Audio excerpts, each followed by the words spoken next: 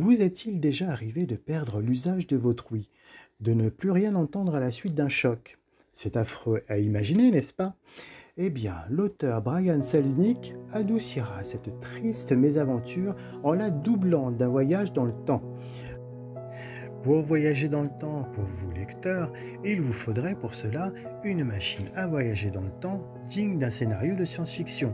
La cabine téléphonique du Doctor Who, de la célèbre série télé anglaise ou la rugissante voiture DeLorean du fabuleux film américain Retour vers le futur de Robert Zemeckis.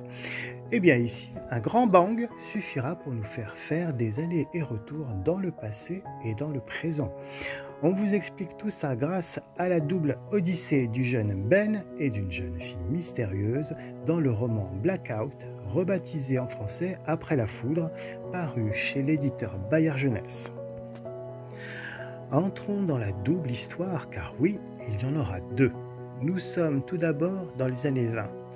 Une jeune fille fugue vers New York et cherche un endroit sûr où elle trouverait sa nouvelle place. Nous ne connaîtrons pas encore son nom. Il semblerait que là où elle habite, elle ne s'y sente pas très bien. La ville de New York était pourtant immense, grouillante de monde et d'autos, mais ce n'était pas cela qui effrayait le plus la jeune fille, car sa fragile nature ne lui avait pas permis d'entendre le brouhaha de la ville animée. La jeune fille avait fugué pour retrouver dans la ville et du côté des rampes du spectacle deux bras familiers qui pourraient la rassurer.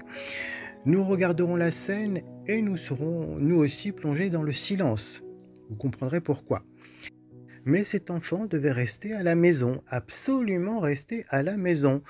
Nous en saurons plus quelques pages plus tard. Bouleversée, elle repartira se réfugier cette fois au musée. C'était pour elle comme une seconde maison. Et là aussi, vous saurez pourquoi. La raison sera très simple.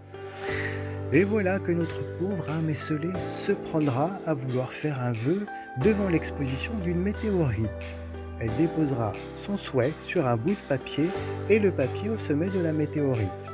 On ne sait jamais, peut-être que son vœu pouvait se réaliser, qui sait.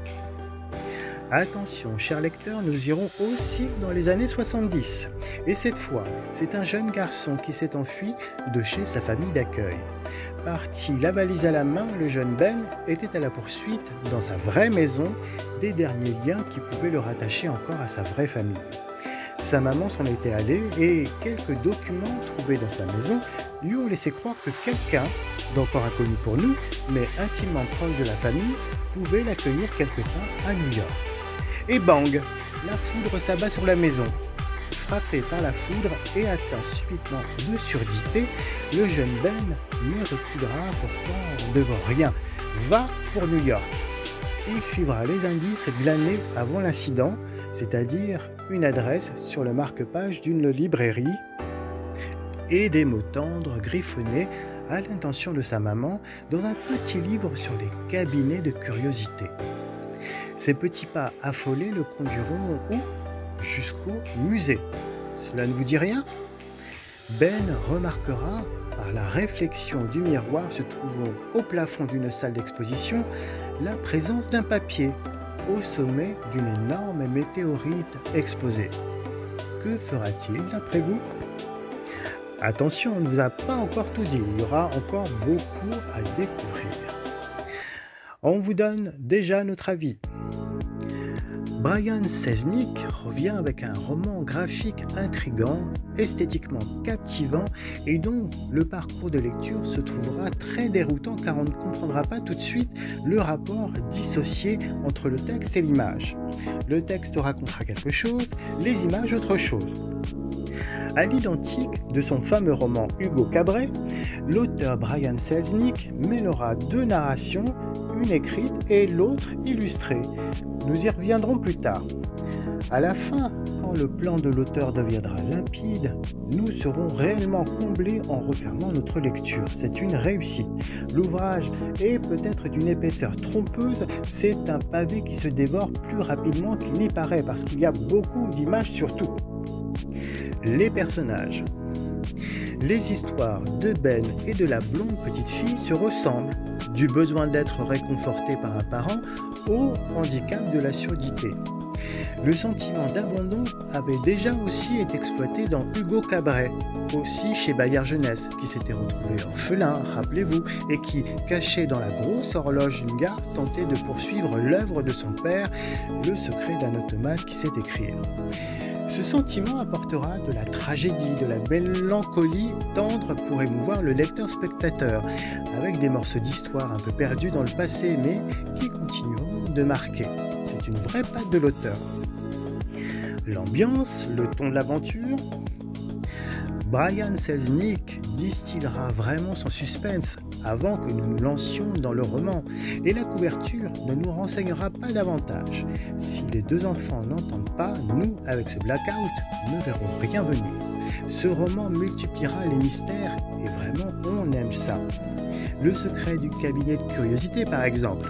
Il fera entrer les jeunes lecteurs dans les origines de la culture de conservation des objets de l'histoire, comme cela avait été fait avec le cinéma de Méliès, père des effets spéciaux, dans Hugo Cabret.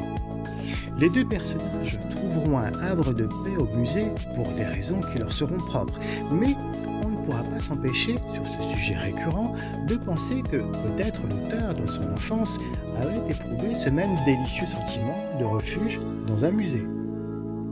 Blackout, c'est une œuvre à la fois littéraire et très artistique pour les plus jeunes.